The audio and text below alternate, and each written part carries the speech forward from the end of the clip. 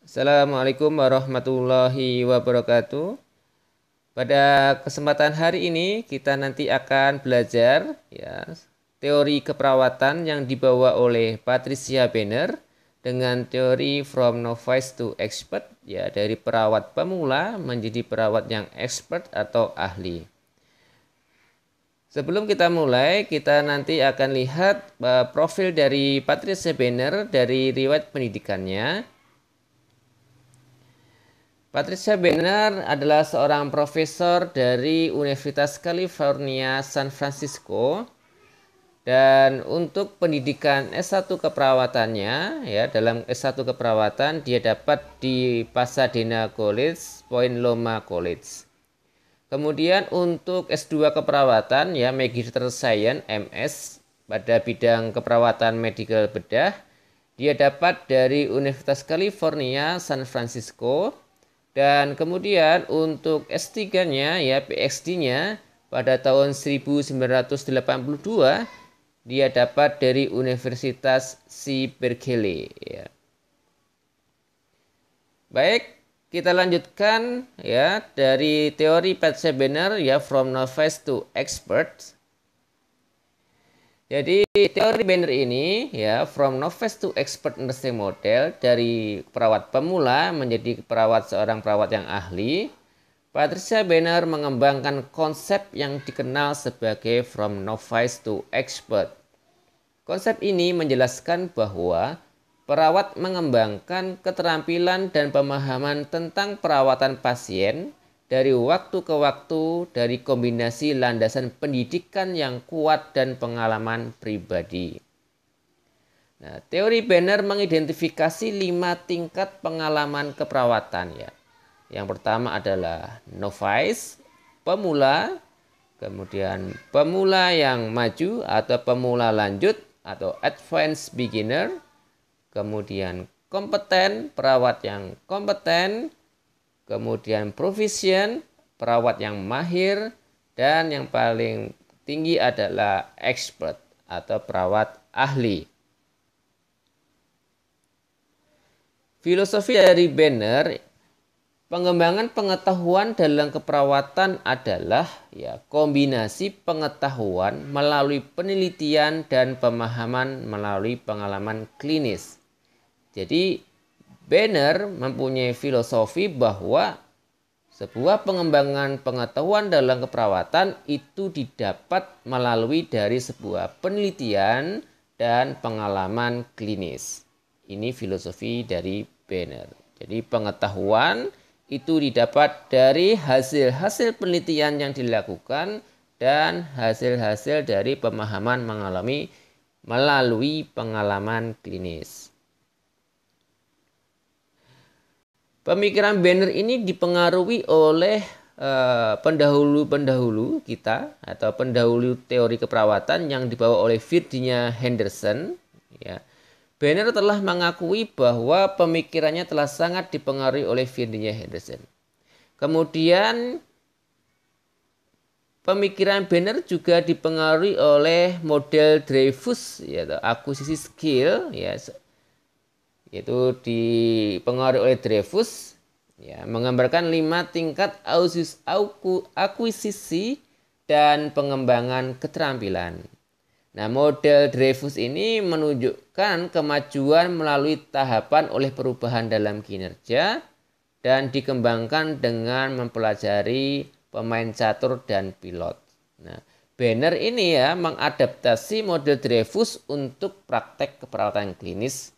Dasar untuk karyanya adalah novice to expert. Jadi teori dari Benner ini dipengaruhi oleh Virginia Henderson, pemikiran Virginia Henderson, dan model yang dibawa oleh Dreyfus, sehingga menghasilkan karya berupa to expert oleh Patricia Benner.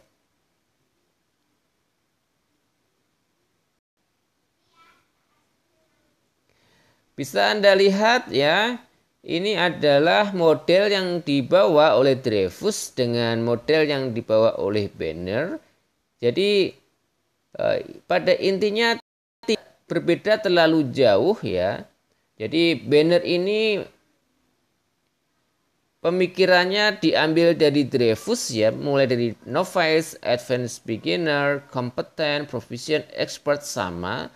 Tetapi ya perbedaan di sini adalah Banner membawa konsep Dreyfus ini ke konteks praktek keperawatan secara klinis.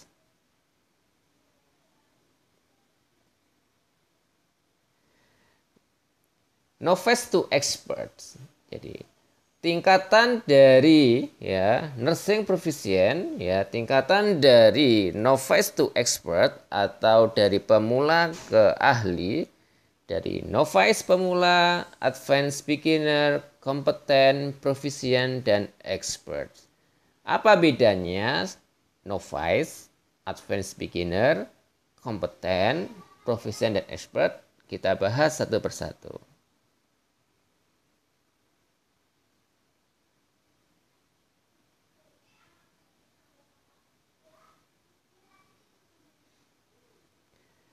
The novice, pemula. Ini dimulai tanpa pengalaman sebelumnya, ya. Jadi dia memang fresh graduate, ya. Dimulai tanpa pengalaman sebelumnya, belum berpengalaman. Jadi mengajarkan aturan untuk melakukan tugas. Jadi dia bekerja berdasarkan aturan dan melaksanakan tugas yang diberikan. Nah, perilaku yang diatur aturan terbatas dan tidak fleksibel ya, karena dia adalah seorang pemula. Nah, misalkan contohnya, katakan apa yang harus saya lakukan dan saya akan melakukannya. Jadi dia membutuhkan suatu instruksi baru dia akan melakukan tindakan tersebut. Inilah pemula ya, the novice.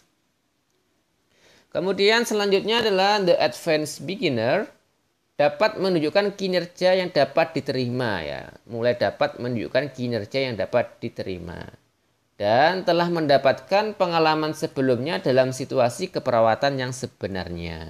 Jadi dia sudah pernah mempunyai pengalaman merawat pasien. Perumusan pedoman atau prinsip dari pengalaman sebelumnya memberikan panduan dalam pengalaman masa depan. Jadi pengalaman yang dia dapat semasa pemula ya itu dijadikan sebagai panduan dalam pengalaman yang akan dia hadapi selanjutnya. Nah, berlaku untuk sebagian besar perawat yang baru lulus ya. Berlaku untuk sebagian besar perawat yang baru lulus. Nah, advanced beginner ini merasa sangat bertanggung jawab ya, merasa sangat bertanggung jawab untuk mengelola perawatan pasien. Selanjutnya adalah perawat yang kompeten ya. Dikatakan di sini perawat yang kompeten dia telah bekerja ya pada situasi yang sama, yaitu telah pernah memberikan perawatan kepada pasien secara langsung selama 2-3 tahun. Perawat yang kompeten ini dikatakan kompeten ini sadar akan perspektif keuntungan jangka panjang dari merencanakan tindakan mereka sendiri ya. Jadi mereka sudah merencanakan jangka panjang ya untuk keuntungan, perspektif keuntungan dari rencana yang akan dilakukan. Menjadi lebih efisien dan terorganisir ya. Perawat kompeten ini cara kerjanya lebih efisien dan terorganisir. The professionals ini mempersepsi dan memahami situasi sebagai bagian yang utuh. Jadi perawat yang profisien ya memandang bahwa memahami situasi secara keseluruhan ya, yang holistik ya. Jadi memandang pasien secara holistik. Ya, telah belajar apa yang diharapkan dalam situasi tertentu dan bagaimana memodifikasi rencana sesuai kebutuhan. Jadi perawat profesionals ini adalah perawat yang sudah mampu ya memodifikasi suatu rencana keperawatan yang dibutuhkan oleh pasien. Jadi dia bisa memberikan problem solving dalam pemecahan masalah yang dihadapi oleh pasien.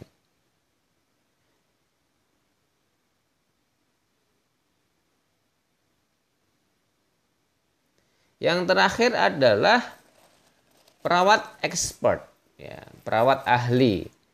Jadi perawat ahli ini tidak bergantung pada prinsip, aturan atau pedoman untuk menghubungkan situasi dan menentukan tindakan, ya. Penampilannya oke, fleksibel dan sangat mahir, ya, dan keahliannya muncul secara alami, ya. Jadi kalau pada saat ini mungkin pada tingkatan profesor-profesor, ya, sudah ahli-ahli, sehingga mereka tidak lagi bergantung pada prinsip, aturan, pedoman untuk menghubungkan situasi dan menentukan tindakan. Penampilannya oke, fleksibel, sangat mahir, dan keahliannya muncul secara alami. Baik, kita lanjutkan bagaimana penjelasan Banner terhadap 4 paradigma keperawatan. Banner memandang, ya, keperawatan atau nursing sebagai perawatan dan studi tentang pengalaman yang dijalani, ya, dan hubungan ketiga elemen yaitu kesehatan, sakit, dan penyakit. Jadi perawat, ya, memandang keperawatan sebagai perawatan dan ilmu, ya, tentang pengalaman, ya, pengalaman yang dijalani, ya. Tadi kan konsep filosofi Banner adalah pengalaman klinis dan penelitian terhadap apa? Kesehatan, sakit, dan penyakit. Paradigma yang kedua adalah person atau individu. Nah, Banner memandang bahwa atau percaya bahwa ada aspek penting, ya, yang membuat keberadaan, ya. Dia mengkonsepkan ini sebagai peran, ya. Peran sebagai situasi, tubuh, masalah pribadi, dan temporalitas. Jadi orang itu tidak datang ke dunia yang telah ditetapkan, tetapi didefinisikan dalam perjalanan hidup, ya. Dalam apa? Berperan dalam menghadapi situasi, berperan dalam, ya, menerima kondisi tubuhnya, berperan dalam menghadapi masalah pribadinya, dan berperan dalam menghadapi waktu yang dia punyai atau waktu yang dia gunakan untuk kehidupannya. Sehingga di sini adalah mendefinisikan dalam perjalanan hidup atau pengalaman, ya, antara pengalaman hidup. Kemudian Banner pada paradigma kesehatan atau health, Banner fokus pada pengalaman hidup menjadi sehat dan sakit. Jadi fokusnya adalah pengalaman hidup menjadi sehat dan sakit. Kesehatan bisa dinilai. Kesejahteraan itu merupakan pengalaman manusia akan kesehatan atau suatu keutuhan dalam hidupnya. Penyakit, ya, dalam pandangan Banner adalah pengalaman manusia kehilangan atau disfungsi. Jadi intinya adalah secara filosofi memang diarahkan ke arah pengalaman manusia dalam menjalani suatu kehidupan. Dalam menjalani suatu kehidupan.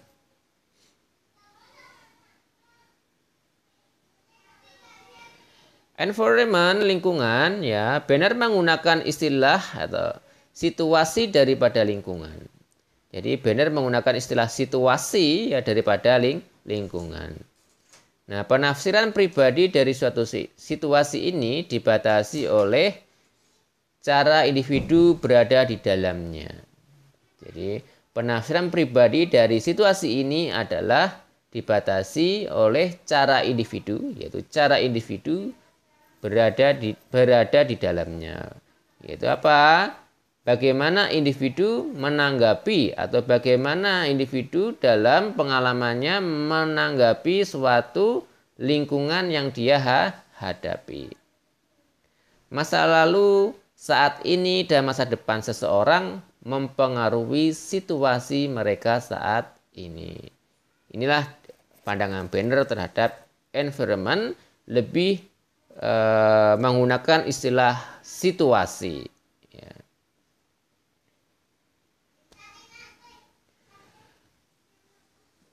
Hubungan antara paradigma keperawatan dengan model dari Banner adalah puncak dari 4 paradigma keperawatan menciptakan ya pengalaman yang digunakan para perawat untuk maju melalui tahapan model Banner dari pemula hingga pakar.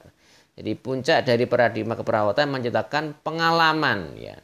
Menciptakan pengalaman yang digunakan perawat untuk maju melalui tahapan model Banner dari pemula hingga pakar.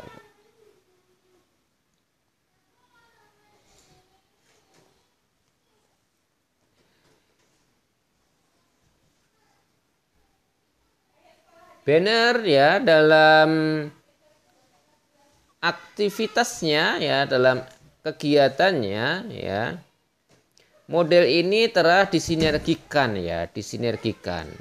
dikembangkan sebagai dasar praktek keperawatan ya pengembangan pemanfaatan penggunaan Banner ya teori Banner ini telah pada tahap pengembangan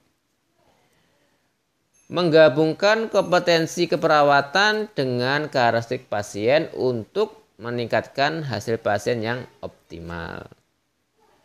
Hasil pasien akan berada pada tingkat keahlian perawat yang berbeda. Jadi, hasil dari perawatan dari pasien itu tergantung pada tingkat keahlian perawatan yang berbeda antara novice to expert ya.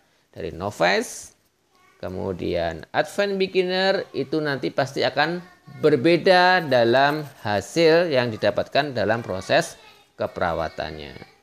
Semakin expert maka hasilnya akan semakin bagus atau semakin baik.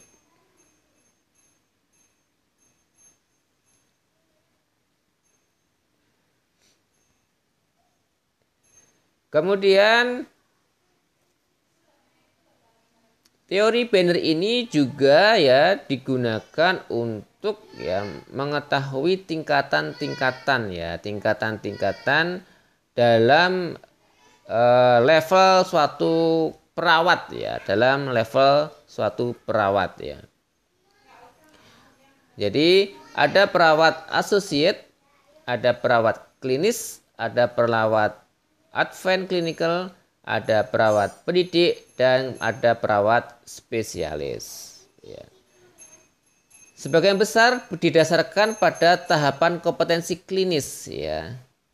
Kemudian tujuan dari tangga adalah mempertahankan perawat berpengalaman. Ya. Semakin dia ke puncak maka pengalamannya semakin tinggi. Begitupun juga ya teori Banner ini juga berkontribusi pada imbalan atau penghargaan yang lebih besar di tingkat ahli daripada pada tingkat pemula. Jadi secara reward ya atau penghargaan itu perawat ahli pastinya akan diberikan atau memperoleh reward yang lebih besar daripada perawat yang pemula.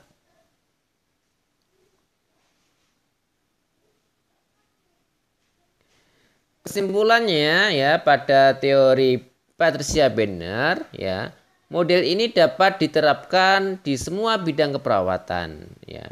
Ini melihat pada pendidikan dan perkembangan seorang perawat dan bagaimana mereka menjadi seorang ahli atau pakar. Patricia Banner mengkaji bagaimana perawat belajar ya, mulai dari pemula hingga dia menjadi perawat yang ahli atau expert. Jadi teori Patricia Banner ini memang ya banyak ya sudah atau diterapkan ya sebagai dasar diterapkan untuk proses pendidikan klinik di keperawatan. Jadi ada associate nurse ya, kemudian ada perawat klinis, kemudian advanced clinical, nursing educator dan clinical nurse specialist. Ini mengadop ya dari model keperawatan yang dikembangkan oleh Banner yaitu novice to expert. Jadi pada saat ini level dari Anda adalah ya mungkin pada tahapan novice ya, pemula, masih akan belajar menuju novice. Nanti ketika Anda lulus menjadi S1 keperawatan nurse, Anda masuk ke novice, pemula. Kemudian mempunyai pengalaman dan melakukan penelitian sehingga akan meningkatkan grade dari kemampuan Anda ya, sampai Anda nanti mempunyai target menjadi seorang ahli atau pakar keperawatan. Oke, jadi ini yang bisa sampaikan ya dari teori Patricia Benner, yaitu novice to experts. Dari teori ini kita dapat belajar ya, kita tidak hanya berhenti pada saat ini, tapi kita raih cita-cita setinggi mungkin untuk menjadi seorang ahli atau pakar keperawatan. Semoga bermanfaat yang singkat ini, sedikit ini ya, sehingga dengan harapan memberikan trigger kepada Anda untuk meningkatkan kemampuan Anda pada saat ini. Terima kasih, semoga bermanfaat. Assalamualaikum warahmatullahi wabarakatuh.